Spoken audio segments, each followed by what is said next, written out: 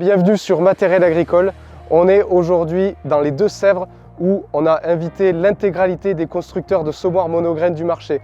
Comme vous voyez, je suis très bien entouré. Il y a beaucoup de semoirs, 9 au total. Alors l'objectif, c'est un peu, avec l'arrivée et l'invasion du marché des semoirs dits rapides, de tester leur performance. Le but, c'est un petit peu de voir si les promesses sont tenues et qui tire le mieux son épingle du jeu. Vous êtes actuellement sur la vidéo principale où on vous présente l'essai. Je vais avoir Julien qui est conseiller machinisme indépendant qui va réaliser le protocole pour avoir des résultats les plus fiables possibles. Ensuite, on vous fera une vidéo individuelle pour chaque semoir où on découvrira un petit peu leurs particularités et ce qui font d'eux des pièces uniques sur le marché. Il y en a vraiment pour tous les goûts.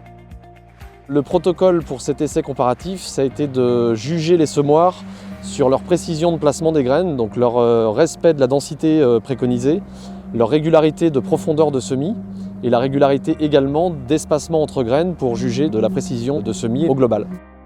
Les consignes qui ont été données aux constructeurs, ça a été une densité de semis de 80 000 grains par hectare.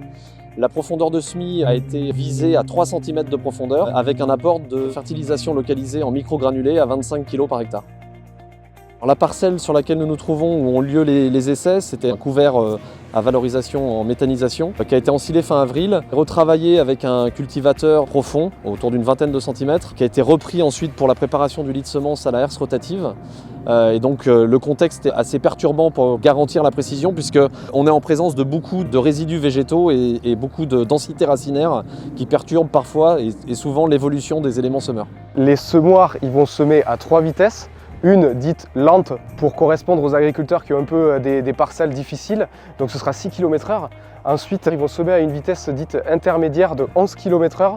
Là, c'est un peu l'utilisation générale principale qui en est faite.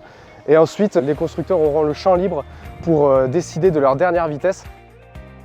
L'intérêt de comparer les semoirs et les nouveaux semoirs monograines dans ces conditions-là, c'est de pousser un peu plus les conditions. On est dans des conditions un peu plus limitantes que de la préparation labourée, par exemple, où le lit de semence est totalement dégagé. Ça permet de voir si les constructeurs arrivent à respecter les consignes de base à des vitesses conventionnelles sur du respect de densité, du respect de répartition entre graines et de précision entre graines. Et ça permet aussi de les challenger sur des vitesses d'évolution, là où le discours souvent est sur des vitesses d'évolution plus rapides, au-delà de 12 km/h. Les constructeurs ont joué pour certains le jeu de faire monter les vitesses de semis pour pouvoir juger du maintien de la qualité de semis à ces vitesses-là.